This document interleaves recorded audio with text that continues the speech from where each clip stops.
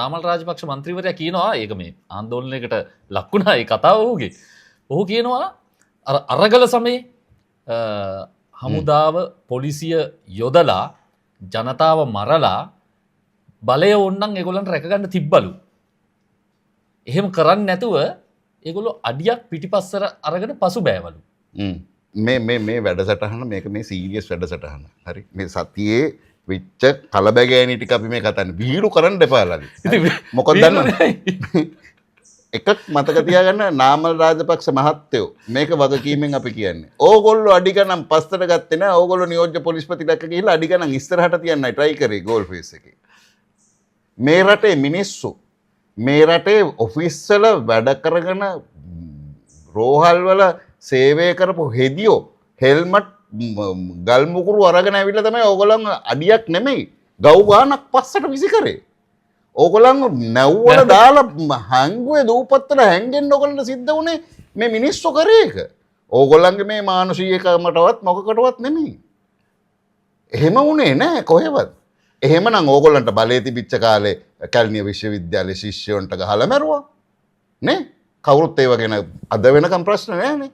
දුම්රිය දෙපාර්තමේන්තුවේ වෘත්තීය සමිති නායකයෝ මිය ගියා එකපාරටම. ඒවට කවුරුත් ප්‍රශ්න කරේ නැහැනේ. ප්‍රශ්න කරන්නවත් අවස්ථාවක් තිබුණේ නැහැ. ඒ ඕගොල්ලන්ට බලය තිබිච්ච කාලේ. හැබැයි මිනිස්සු බලය අතට ගත්තා. අපි දන්නේ නැහැ කඩවතද ඔය නුවර පාරේ ඔය පොළොන්නරුවේ മന്ത്രിවරයාට සිද්ධ වෙච්ච දේ මොකද්ද කියලා. ඇත්තටම ඔහුට පහර දීලා මැරෙන එක අමානුෂික දෙයක්. ඒක ඉතාම වැරදි දෙයක්. අපි බංග්ලාදේශය වගේ වෙන්න ඕනේ නැහැ. අපි පාකිස්තානය වගේ වෙන්න ඕනේ නැහැ. මහජන අරගලවලදී අපේ නැගිටීම් සිද්ධ වෙන්න ඕනේ නැහැ. අපි නැගිට්ටා. අපි මේ රටේ මිනිස්සු හැටියට එකට එකතු වෙලා නැගිටලා මේ රටේ පාලකයව අපි වෙනස් කරා. ඔව්. හැබැයි හොඳට මතක තියාගන්න නාමල් රාජපක්ෂ මහත්තයෝ ඕගොල්ලෝ අඩි ගණන් පස්සට ගත්තේ නැහැ. මේ රටේ මිනිස්සු තමයි ඕගොල්ලන්ව ගව් ගණන් පිටිපස්සට දූපත්වල හැංගෙන්න පුළුවන් වෙන විදිහට ඕගොල්ලන්ව යැව්වේ. එහෙම නැතුව ඕගොල්ලෝ නම් පස්සට ගත්තේ නැහැ අඩි.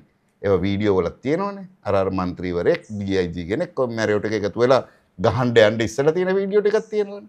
ඒකෙන් මේ රටේ මිනිස්සු මැරිලා ඉපදිලා නැහැ.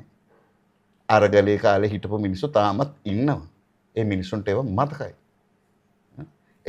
එකම වෙනස අපේ අරගලයේ සහ බංග්ලාදේශයේ අරගලයේ වැරදි කරපු මිනිස්සුන්ට එල්ලා මැරීම සහ නීතිය අතට ගැනීම මිනි මැරීම කියන එක ඉතාම පහත් විදිහට බංග්ලාදේශයේ සිද්ධ වුණා. මේ රටේ මිනිස්සු එතනට ගියේ නැහැ. එක සිදුවීමක් පමණයි සිද්ධ වුණේ. ඊට පස්සේ මේ බස් ගිනි තැබීම්, ගෙවල් ගිනි තැබීම් සියල්ලම සිද්ධ වුණේ ගෝල්ෆේසේ ගෝටගෝ ගම කියන එකට පහර